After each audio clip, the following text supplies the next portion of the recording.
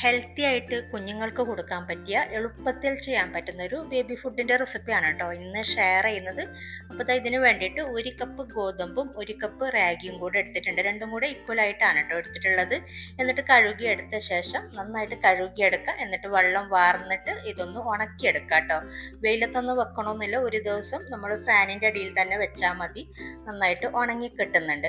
നിങ്ങൾക്ക് സെപ്പറേറ്റ് ആയിട്ട് വേണമെങ്കിൽ 1 കപ്പ് റാഗി 1 കപ്പ് ഗോതമ്പ് അങ്ങനെ വേണമെങ്കിൽ സെപ്പറേറ്റ് ആയിട്ടും എടുക്കാം കേട്ടോ. നമ്മൾ ഉണക്കിയെടുക്കുമ്പോൾ ഞാനിപ്പോൾ മൊത്തത്തിൽ ഒന്നിച്ചാണ് ഉണക്കിയെടുത്തിട്ടുള്ളത്.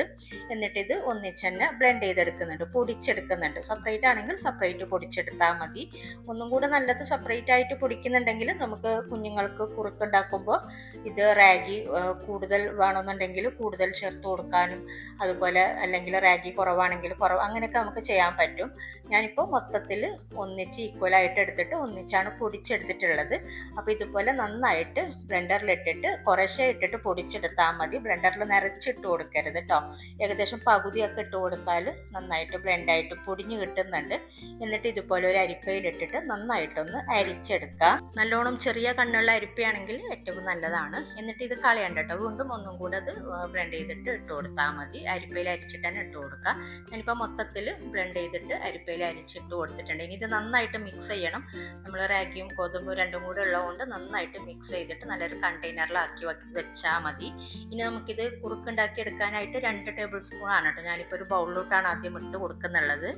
ഇനി ഇതിലോട്ട് 1/4 കപ്പ് വെള്ളമാണ് ചേർത്ത് കൊടുത്തിട്ടുള്ളത്. ഞാൻ കുറച്ച് ലൂസായിട്ടാണ് ഉണ്ടാക്കിയെടുക്കുന്നത്. അപ്പോൾ കുറച്ച് തിക്കായിട്ട് വേണമെന്നുണ്ടെങ്കിൽ 1/2 കപ്പ് ചേർത്ത് കൊടുത്താലും മതി. എന്നിട്ട് ഇതുപോലെ നന്നായിട്ടൊന്ന് മിക്സ് ചെയ്തിട്ട് വീണ്ടും ഒരു അരിപ്പയിലാക്കിയിട്ട് തന്നെ ഇട്ട് കൊടുക്കാം കേട്ടോ. ഇങ്ങനെ ചെയ്യുമ്പോൾ ഒന്നും കൂടെ ഇതിൽ തരിയൊക്കെ ഉണ്ടെങ്കിൽ മാറിക്കിട്ടും.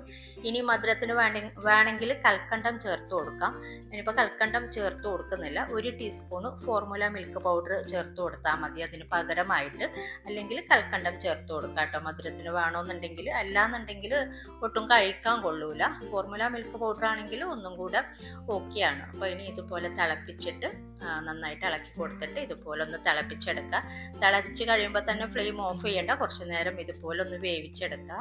തിളച്ചതിന് ശേഷം 1-2 മിനിറ്റ് ഒക്കെ ഒന്ന് തിളപ്പിച്ച് ഫ്ലെയിം ഓഫ് ചെയ്താൽ മതി. ഇതിപ്പോൾ ഞാൻ ഫ്ലെയിം ഓഫ് ചെയ്തിട്ടുണ്ട്. അപ്പോൾ ഇത് 6 മാസം മുതൽ കൊടുക്കാൻ പറ്റിയ കുറുക്കാണ് കേട്ടോ. ഇത് മുമ്പേ ചെയ്യാറുള്ള കുറുക്ക് തന്നെയാണ്, ഗോതമ്പ് റാഗി വെച്ചിട്ട്. അറിയാത്തവർക്ക് വേണ്ടിയിട്ട് ഷെയർ ചെയ്തതന്നേ ഉള്ളൂ.